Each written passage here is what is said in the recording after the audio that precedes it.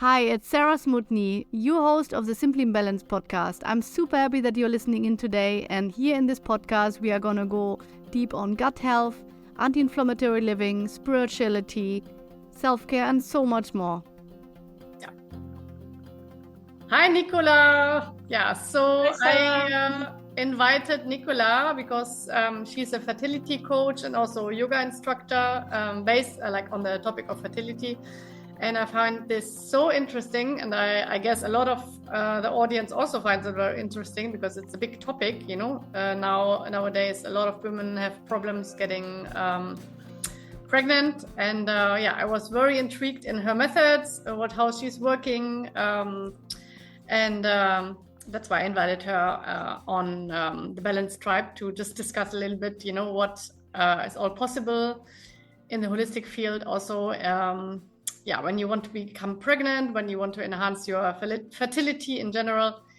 So, Nikola, just maybe introduce yourself.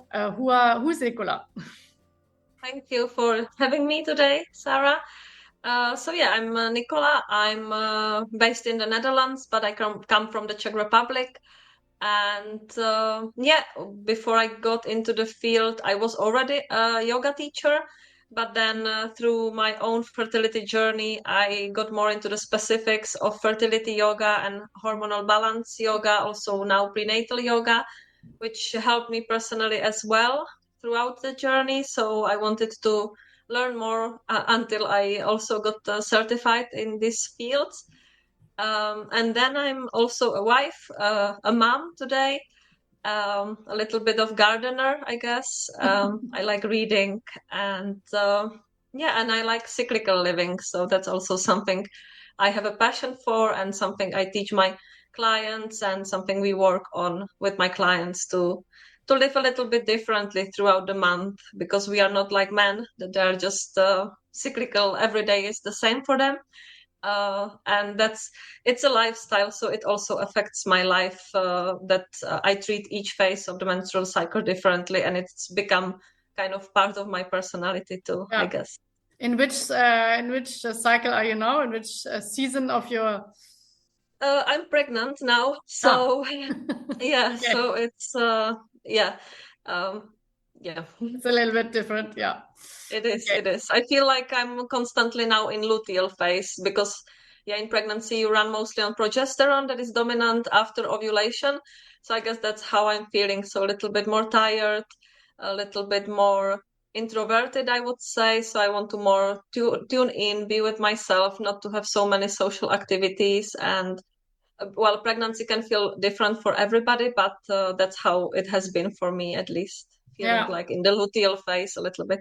Yeah, I find cyclical living also so important. It also really influenced me so much, and it really helped me to also go through life in a much more self-acceptance way, you know, like much softer, being softer to myself.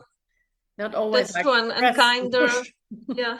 And be kinder maybe with yourself, because you know, okay, this is the phase, I don't have so much energy, and not to push too much when it's not really necessary, and be gentle with yourself a little bit more. I find it it can be really empowering to be aware of the menstrual cycle and live even a little bit by it, if not all.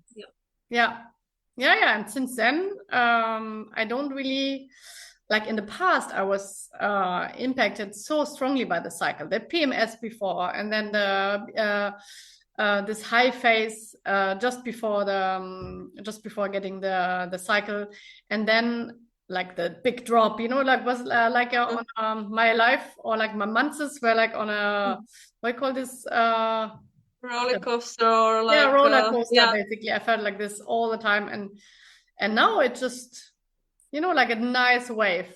It feels a little bit like this, you know, and that's nice. So nice. When you go with the flow, and then a lot of things can improve really with just small changes sometimes. Completely. So tell me a little bit what brought you, like, because you said also your own fertility journey. So maybe I'm very curious what brought you to working with fertility in general, and how did your own fertility journey look like? So already after a few months, when we started trying to conceive, I started charting. So I was taking my basal body temperature and observing my cervical mucus quality and quantity. And I didn't know much about this method. I just read it online and on some forums. And I was like, okay, this might be interesting, because I wanted to know when I ovulated, and I was a little bit frustrated with the ovulation tests because they were not so reliable, and sometimes there were like fake positives or sometimes negatives, even though I probably ovulated. So it seemed like something I wanted to do, and I just started. I didn't know much about it, so I was like, okay, let's take the temperature and see. And already the first month I could confirm ovulation like 100%. So that was super empowering. I was like, wow, this method seems really nice. I don't have to do the ovulation tests. I don't have to pee like twice a day on something. And it was a really nice feeling. So later on, I found out that actually this method can give you more than just knowing whether you ovulated or not. And I took a course with another educator to know more about the rules and everything. And I just was so excited about it that maybe a year later or something, I did the course with a gynecologist to become an educator myself. And it's also one of the pillars of my work with my clients. So we always use this method when they try to conceive, because it gives just such an insight into the menstrual cycle. And also the women, they get excited about it. From my experience, they are like, they know exactly where they are in their menstrual cycle. And it is just empowering knowing. So that was kind of the first step for me on the fertility journey. But then, even though my cycle looked okay, I ovulated regularly, I still wasn't getting pregnant. So my husband decided to go for a semen analysis, and also everything looked fine there, because the man is often overlooked. And it's like, okay, let's deal with the men later. But my husband was so nice. He took the initiative and he went quite early on the fertility journey, and it was all fine.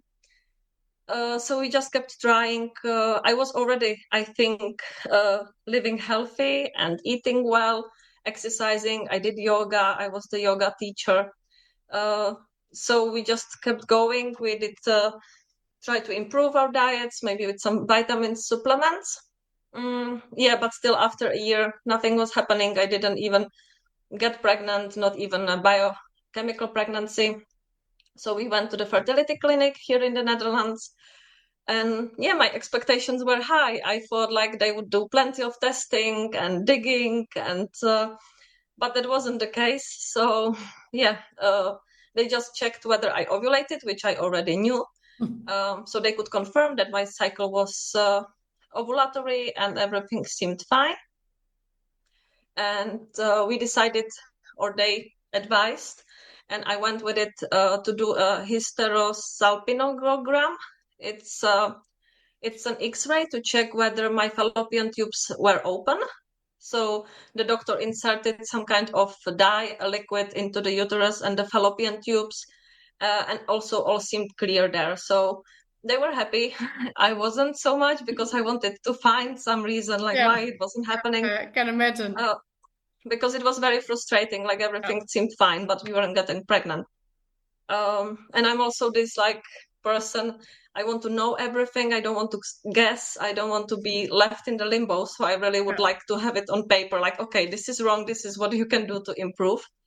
But on the fertility journey, it often doesn't work like that. So they just told us after this test to continue trying for 6 more months and then come back. So we did. Still not pregnant, of course. And it must have been so hard, right? After 6 more months. Oh my God. Yeah, and these 6 more months, I thought, okay, we will be still focusing on the diet. We will add some other supplements. I was also focusing on my liver health to support also my gut health. And I was still doing a lot of yoga. I became, in the meanwhile, certified in the fertility yoga. So I really had an insight already into how the poses can help with circulation, with improving blood flow, etc. So I think I was doing a lot, maybe too much, because I was stressing myself with the healthy to-do list every day. And on one hand, I knew, okay, maybe you are stressing too much about it, but on the other, it's difficult to let go and not do anything. So it was hard to find some balance and some middle way. And when we came back after these 6 months, I thought they would maybe do further testing. I already knew like what I wanted to have checked, maybe some also vitamin and mineral status. And they said that we are both healthy and it would just be a waste of time and money to do further testing. And we were labeled with unexplained infertility, which is like, okay, everything is fine, you are just not getting pregnant. And they offered us IUI or IVF, so fertility treatment. And we were not completely against it, but at that point, we still felt like, it wasn't something we wanted to do at that point because we didn't know what was wrong. And just going for IVF, we didn't see the point. We wanted still like to do more testing and see what can be wrong. But they said they wouldn't do any testing anymore. And they just told us that since we refused to collaborate, they cannot help us anymore at the fertility clinic. So that was a closed chapter for us somehow. Yeah, very frustrating. Like it was a dead end for us because we didn't know where to go from there. Yeah. So we took a few months again just to focus on ourselves, etc. And then we decided we would go to Prague for further fertility testing, just to pay out of our own pocket, because we knew that they do in Prague also different testing, like immunology testing. And there was the first time that something came up, and it was that my NK cells were elevated.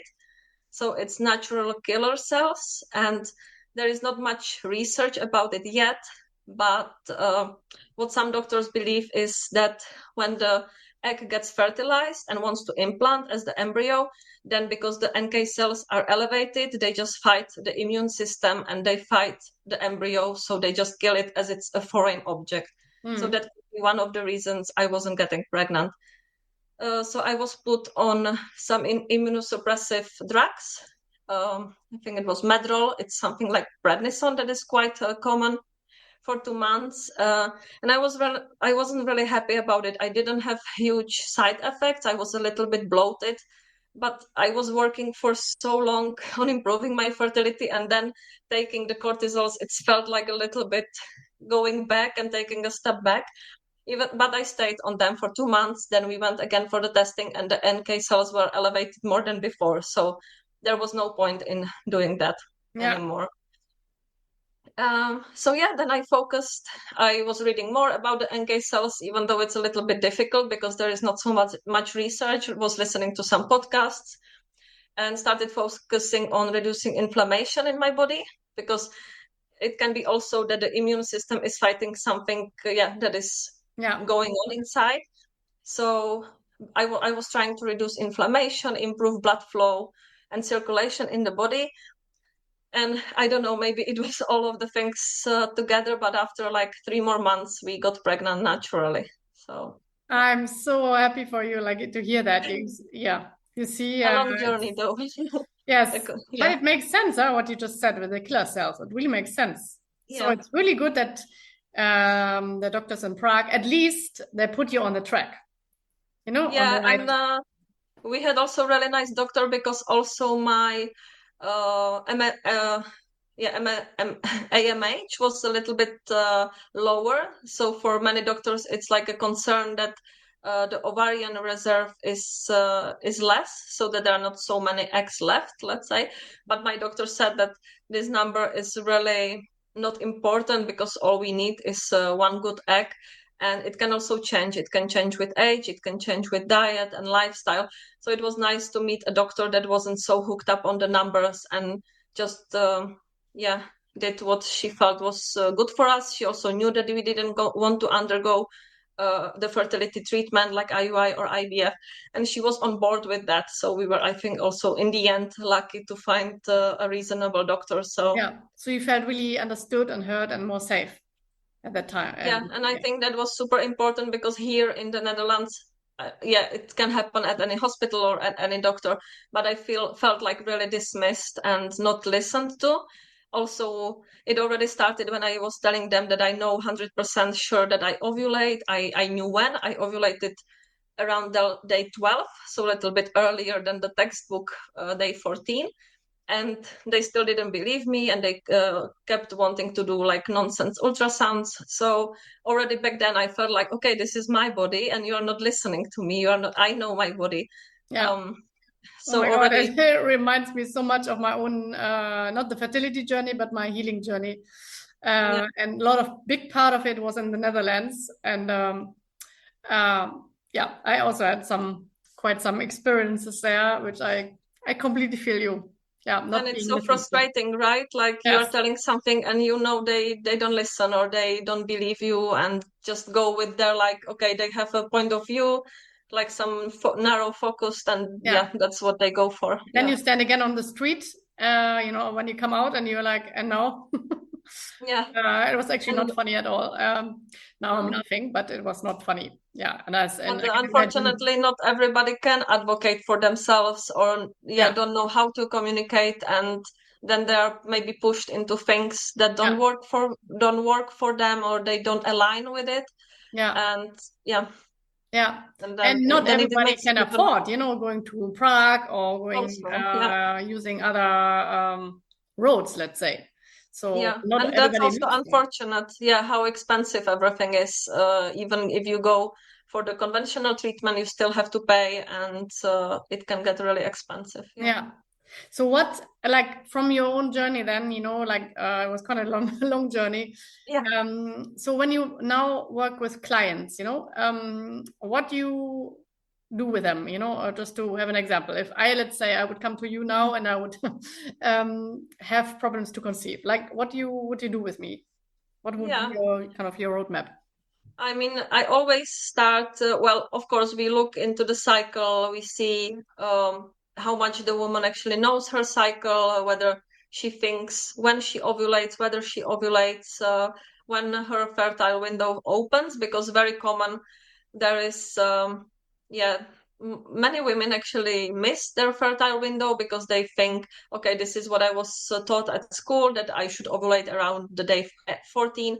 And for many of them, it's not the case. A lot of women ovulate on day 20 or 22, but at that point of the cycle, they are not even having intercourse with their partner anymore because they thought the ovulation already happened. So we check in with their cycle first. I start teaching them the fertility awareness method to know 100%, to be sure, like when the fertile window is, whether ovulation happens, but we can learn from the cycle like that also more. So we want to know the length of the luteal phase, so from ovulation till the period, because it also shows us the level of progesterone that is vital for getting and staying pregnant. And from the length, we can already see a lot of what is going on with maybe their lifestyle, their diet. So from there, when they start charting, we also adjust the lifestyle, the diet. I recommend some supplements. And if they already have some history of tests being done, or maybe they already went to the fertility clinic, so they have some results, then we check them together. Because often what is considered by the fertility clinic or by the doctor as normal or okay, then we can see that it's maybe not optimal. So we still want to improve the status of some of the nutrients and the vitamins. Yeah. Because it's made for like the whole population. Yeah, I know what you mean. Yeah. Because I take sick people, old people, young people all together in one melting pot. And if you, let's say for our audience, like let's say if vitamin D is kind of on the lower end, but still okay on the blood test from the doctor, in our, like Nikola and me, we would see that as not enough. very deficient, let's say. Because if you are on the lower end in these kind of average test, it means that for healthy people, you be deficient. You know, if you understand a little bit what I mean. So always take this in account when the doctor says, "Oh, it's good, your levels are great." Yeah, that's true. I always ask my clients, like, if they can have the results like sent or on paper, because sometimes the doctor just say they are fine and they don't even know the numbers. So I always want to see it together with them and see what needs improvement, especially the women that often come to me, they've already been on the journey for a while. So it happens rarely that somebody who is just preparing for pregnancy or just started would already search for a fertility help. And often they have similar case to mine, that there was nothing wrong found, and then we need to really be searching for the underlying condition and being depleted in nutrients and vitamins, being deficient. That's quite often what's happening. And also, as you say, silent inflammation and maybe even autoimmune, condition which has not been discovered can also, as you say. That also happens, for example, with the thyroid, because it's also not tested enough. They just test 1 or 2 parameters and not the whole spectrum. So a lot of things can be missed. They are so amazing what you're doing, and so important. I'm so happy that there are people like you. Thank you. So and for yourself, like just because maybe they're interested now, the audience, when you found out, that your killer cells are elevated, and then after coming back from Prague, you tried for yourself, get your inflammation down. Are there some steps what you did for yourself to improve your bring that down?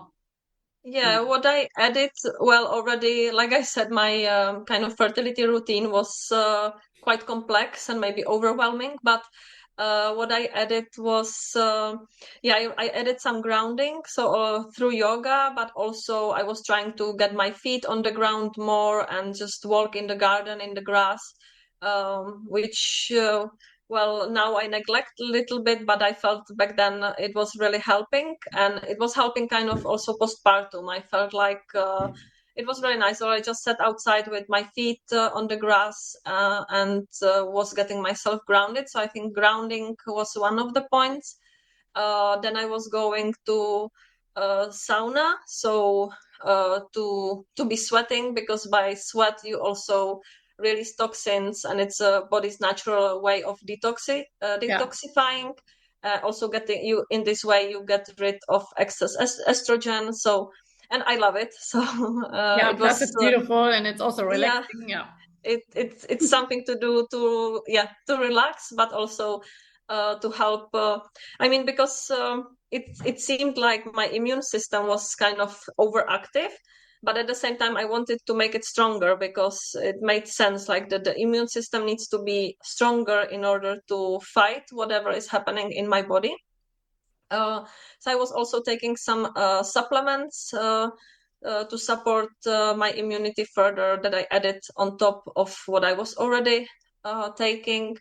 For example, just to mention one of them. For example, NAC, so NAC. That it's also quite helpful with inflammation, immunity, and also improving egg quality, or CoQ10 also to improve egg quality and immunity. I was also taking ultra cordyceps, that are like kind of Asian mushrooms, so they come from the traditional Chinese medicine, to name a few. Anyway, a big fan of medical mushrooms. I was again, I told myself, okay, let's not overdo it, and let's just do little by little, and then we will see. So and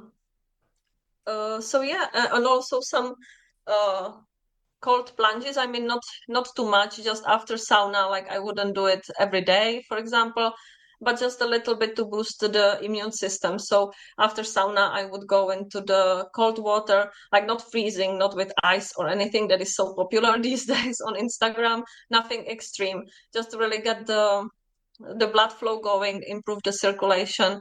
And also I was ending the showers with a little bit of cold water. So not extreme, not something to make a video out of, but to support spending a lot of time outside. So the sun also helping with immunity, boosting my vitamin D.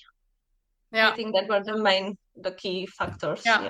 Yeah, I'm very amazed by all the natural ways, you implemented. Yeah. Yeah, it felt also good. It felt very nourishing. So it Yes. wasn't feeling like I was adding something on top of the to-do list and something, okay, this is you have to do, this is something you must have done. But it felt quite natural. It was also spring. Yeah, it sounds more like slowing down even more. Yeah, indeed. Like, let go is so difficult on the fertility journey. So if you can find practices that actually allow you to let go a little bit and slow down, it doesn't have to be huge because, advice that we hear, like you cannot think about it and you need to get drunk and just have sex and it's not helpful. But letting go a little bit and finding time for yourself and doing activities that you love, maybe even with your partner, that can definitely be helping in reducing the stress and the anxiety that is part of this journey. It cannot be without. But just to one thing, like, so these practices you included after, after Prague, let's say, only you did it, your husband didn't do the sauna, the grounding, etc. No, like my husband did the immunology testing as well. And he was all good. So he also underwent the semen analysis again because it changes. It can be influenced also by many factors, lifestyle, diet, even by some sickness. So he underwent it again and it came even better than the last time he did that. So, I mean, he was still taking supplements. He was still improving his diet. He cut out alcohol almost completely, and we never smoke, so we didn't have to stop with that. So he was completely on board. I mean, it wasn't only me doing all these things. I mean, of course, he didn't do or so much. But he was still trying to improve his lifestyle as well. He was exercising and going to sauna as well. He supported you on the definitely. That was he was a huge supporter of because it's also a huge test for the relationship. So I can understand when the partner maybe isn't so understanding and see it like it's too much because it kind of takes over your whole life. Like this is all you are focusing on. Yeah. Even when you try not to think about it, but there is always a point in the day when you think about it. So I can see that the partner maybe is not feeling it so strongly because of the hormones, and they don't get the period every month, and they are not so disappointed every month. They're a bit more disconnected from it, right? Yeah. I mean, it's hard for them too, but maybe in a different way, and they can sometimes see what the women do for their fertility as extreme. And maybe my husband thought that too, but never said anything. So, So nice. Yeah. And so when you work then with your clients, is it like often then happening very fast, or does it like take really also sometimes a year that you work with them, or how is it normally like working? I mean, it depends. It can take some time. So I never promised like they would get pregnant the month after, of course. So I offer different kind of collaboration. So if somebody wants to just check in and see whether they ovulate and how the cycle is looking, maybe they want to learn to chart, so to be empowered themselves and know by themselves like what's happening in their cycle, to give them some basic introduction and see maybe what they have been through already and what they can do further to adjust their lifestyle. They can book just a session or two with me, and then we do that. Or I also offer a 3-month program that I support them fully throughout these 3 months. I teach them the fertility awareness method completely.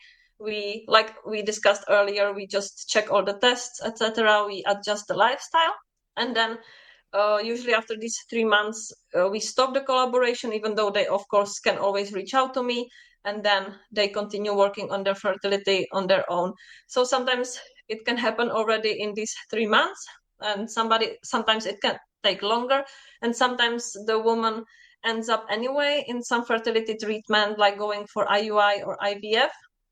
But I still find it useful to work like that because then you are more aware of your body, of your cycle. You are more empowered. Maybe you know now how to advocate for yourself when you are at the fertility clinic, and the outcomes might also be better because together we improve through the lifestyle, we improve the egg quality. So they are also improving their chances going through the fertility treatment because it's not given. Can be also like seen as an additional boost, next to the conventional treatment. Yeah, because IVF is also not a guarantee that the woman will get like good eggs, good embryos. So improving the chances already a few months ahead if she has the time and the will. And then it's always a good thing to do, not just go straight into IVF without any preparation. And I had recently a woman, she recently actually gave birth to her daughter, and she started working with me. She just wanted to learn the method. So I just taught her how to chart, how to track the basal body temperature and the symptoms. And it took her, she was already 40 plus, and it took her just a few months. Like with this method, she found out that she ovulated a bit later, around the day 20. So she just moved the trying later on in the cycle, and within a few months she was pregnant, and now she also gave birth to a healthy baby girl. So sometimes it can be simple, and often it's not. Often it's a very long process. I'm still very amazed how much will you had, how much because I remember when I didn't get pregnant it took me I think 3 months or 4. Wow, for you it must sound really short. When you're like, each time when it's again negative, or when you get your period, it's like a rum, oh, no, nothing. No, I mean it can be stressful already because you have some expectations. So I know for me also, like already the first month when I got my period after trying, I was like, of course I was already disappointed because you decide something and you want it now. And yesterday was too late. So no, I understand that somebody already like after 3 months or 6 months starts being worried, and just the disappointment every month. It's mentally challenging. So for me, it doesn't have to be really like somebody's trying for 5 years or a year. It's the mental challenges I think are there already after a few months. Completely. I think it would be so, like, in my vision would be that there's a much more holistic way of working with women who want to conceive, like with different practitioners, Chinese medicine, naturopath, all working as a team on the woman, with the woman. And this would be so much more powerful than just the woman going only for conventional, and then once in a while, maybe if she's open, going to somebody like you, for example. But if everybody would work together, it would be maybe one day, but it would be super nice. Because I was also going for acupuncture, and I'm still going. Actually, I really liked it, and I stayed with my acupuncturist for years because she was also a huge cheerleader of mine, and she was always like supporting me in like tuning with myself and see really what I want. So whether it is IVF or not, for example, it's okay, like whatever I choose, but it should be my decision and then not being forced from someone from the outside. So I thought, okay, also I visit at the course of the fertility journey, I went to a physio specialist that focuses on women's health to check also like from that perspective. And there are many other, like there are womb healers. So it would be just nice if you had all the resources in one place and not having to search for yourself. And then of course you have to pay. Maybe that's a vision for you to open something like that in the Netherlands, like an alternative fertility clinic, or you want to call it a center. Could be a I good mean, one. already like I teach the fertility yoga here, so then I already, if somebody wants further support when we chat and they want to see maybe an acupuncturist, then I recommend the one I had because she also focuses on women's health.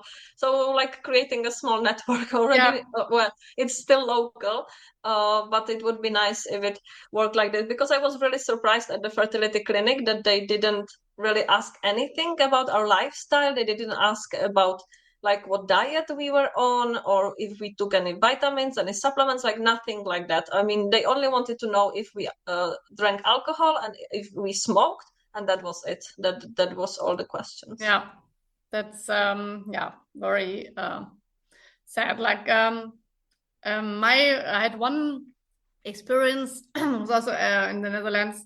10 years ago when I was not well at all. That's actually when my health journey started. One of my symptoms was chronic red eyes. They were chronically red. It was a very terrible time for me because at that time I was working in a office and in marketing at that time still. And, you have to meet people, you cannot hide your eyes. And it was very, very terrible to have this almost like I looked like I had put myself acid in the eyes, it was very awful. And the doctor said, put some drops. That was his answer. And finally, when I dig deeper and deeper and deeper, I found out that it was linked to the liver, because the eye is linked with the liver. So and after liver detoxing and during my whole journey, that completely vanished. Wow.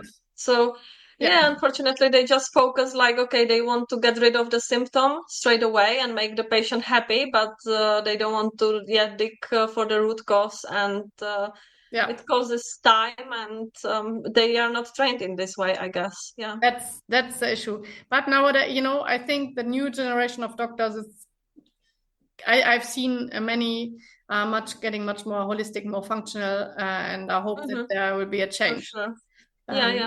But I think so, there's certainly still a lot of work to do, because if I didn't dig more and you didn't dig more, we would still be here without baby and with red eyes in this case. No, but and I think it also, the change comes slowly from people, that they are more and more kind of interested in getting to know their bodies and not to rely on the doctor to tell them what's wrong, but they listen maybe to their bodies more, and they are more aware. So maybe the change comes also from that side, that the demand is higher for like, okay, I want to really find out what's going on, not just to put some drops and hide it. That's the thing, because the knowledge is also spreading, and it's that's so beautiful and so important. I mean, we still need the doctors, like we need prescriptions, we need surgeries, we need like all what they do, but some things that we can actually, there are things that we can actually know better about our own bodies, and that they cannot know. And seeing nature more as our medicine and our pharmacy.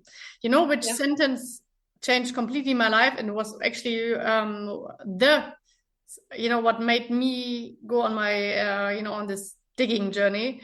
I went to a Ayurveda specialist for one consultation, and she told me which type I was, which dosha, and she told me what not to eat, what to focus on basically. And then she said to me, Sarah, your kitchen is your medicine. Your kitchen is your pharmacy. That's what she told me. And this completely opened my eyes. I was like, oh, so food is not just for getting stuffed and getting full, but it's just my medicine. And that, it sounds really simple now, but for me, it was completely changing my whole paradigm. And that's what brought me then on the journey. So, and it sounds perfect, and that's also after years, not only through the fertility journey, but already before, because when I was in my 20s, I was kind of insecure in my body, always. I mean, I guess it's quite common in your 20s that you just don't like your body and you always try to improve it. But then with the many, many years, and I think the fertility journey also helped with that I also see food like that. So I try to, not every time, I also eat unhealthy, but mostly like what I put on the plate, I want to see that I'm nourishing my body, that there are a lot of, there is protein, there is fat, there are antioxidants. So I also see, like when I look at the meal, then this is like kind of the first things that pop up in my brain, not whether it's like delicious or not, but mostly about the nutrient values and whether it's good for my body or not. Yeah, and it has to be good, of course, but that's it's I mean, better if it tastes good, but sometimes there are things that you just eat for because you know they are good for you, but for example, beetroot, like I'm not such a fan, but I still put it in the salad or somewhere because it's just so good for the liver. And I mean, I don't hate it, but I don't love it either. So there are things like that. Amazing. Thanks so much for sharing all your whole story. It was quite intimate also. So thank you for being so open. I think a lot of women who are listening you will help them so much only by hearing that you made it and what was your journey, because maybe they're also experiencing similar journey. And if I will put your contacts, of course, in the show notes. So if somebody's listening and you think you really want to reach out to Nikola, feel free. Also on Instagram, you can reach us both. I will put also her Instagram there, and then stick with it. That would be my message to you. Whatever you have, if it's now fertility or something else with your health, stick with it. And in my eyes, everything can be reversed. That's true. And there's another some phrase I like to say is, what your body created, your body can heal. And that's also very empowering, I find. I love it. And just advocate for yourself and keep searching for the answers, because there are somewhere. Yes, it's the same. Like if a plant gets yellow leaves, you would also not just paint the leaves a bit green, with some green color. It doesn't make any effect, but that's how the conventional medicine often works. And it takes time to figure it out. Is it too much water? Is it not enough water? Is it the fertilizer? And often, when often now I'm gardening more because we bought a house with a garden, and now I started gardening more. And I'm always, when I'm working on the plants, I'm thinking about it. Actually, it's the same. First of all, when you first take away all the dry leaves, everything which is not healthy on the plant. Then basically like weeding, taking away all what is like also sickening the plant. Then you freshen the soil, put new nutrients in, and water and love and light, and maybe a new place that it gets more. You know what I mean? So you really sometimes also you need to change place. That's true. So maybe finding a different clinic, a different doctor, if you don't resonate with them so much. That's the thing. A beautiful metaphor. See yourself as a plant or the garden, and that's also very empowering, I think. Yes. And gardening is very grounding too. So yes, So you're also gardening, right? You said. A little bit. I love it. It's so so nice to have their hands in the earth, and also very important, like to garden when you're doing something, when you're listening now and you also have a garden, to do more without the gloves, so that you get in contact with the bacteria in the earth. That's so healing. And with as Nikola said, with bare feet in the garden. Yes. Do you want to share one last thing before we get to a finish of this amazing episode? I think that just try to be more in tune with yourself. So just take the time to maybe sit in quiet. It doesn't have to be meditation for half an hour or anything like that, but even sitting with yourself by yourself for 5-10 minutes, it can really bring a lot of things. So it can bring up some old emotions, it can bring up some old feelings that are not processed, or it can simply show you like what is the next step. So by looking into yourself, you can actually find sometimes more answers than and then you can be also more prepared, knowing what you want, what the next step is, and it can be really helpful because no matter what you are dealing with on your health journey, it's you will hear a lot of advice, a lot of opinions. We also heard from our families just after this year, why don't you do IVF? It's so simple and you can just be pregnant, the next month. And these people, they just don't know anything about your journey. They don't know how it feels. They don't know what you are going through. So just try to really be focused on what you truly want, not others. Others, they have different paths, different journeys, and this is your own. Because also what just came to me is also, by not doing directly IVF, you looked even more for the source, and now you also empowered not only getting pregnant, but also you empowered your own health so much more, by having a body which is not having inflammation and this kind of and I think also it kind of changed me, the whole process of how I look at myself, how I'm grateful for my body, and who knows, maybe the outcomes would be really bad if we went into IVF, because we wouldn't know what was going on, and maybe we wouldn't get any good eggs or good embryos. I mean, this I will never know. But now thinking back, I'm really glad that we just continued, even though we had to struggle for another year and a half or so. Maybe the IVF would be just the start of a more terrible journey, because maybe there would be more attempts, and then it's a vicious circle. It's really hard to get out and start trying again without the fertility treatment. So it would have been like how I see it now, maybe a more quick fix, like just getting it done and not still digging more. But of course, if some couple, I completely also understand if people go for it. Of course. It also maybe depends on the age. I can understand that somebody who is, let's say, 40 plus, they feel more pushed and more in a rush. So it depends on your life situation as well. But also the second time I got pregnant quite fast. So I think that also played the role, that my body was also prepared and healed. I already knew all the practices to do to prepare for pregnancy. Hello. My cat is also coming to join us. So we were still super surprised how the second pregnancy came easy to us. But I think it was just because my body was already trained to do the right thing, and I already knew how to take care of my body, how to prepare it for pregnancy. So you were in balance. No, that's it. That actually it shows. It, for me, this is the best proof that everything, that your body was back in balance. Because if you get so quickly pregnant after, and you didn't have to go the whole journey again, that means that everything, it was just. It's basically.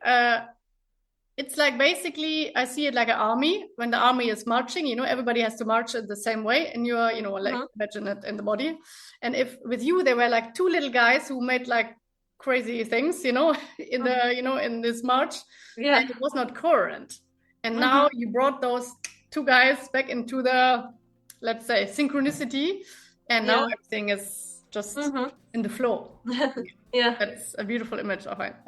So, very, very empowering, this episode. I'm very happy to have recorded this. I think so many women will profit from this, and learn. Thank you for having me. So take care, and if you have any questions to Nikola, reach out to her. She's a beautiful human, and so you can feel that she has so much passion to help you. So you will be in good hands. Thank you. Bye.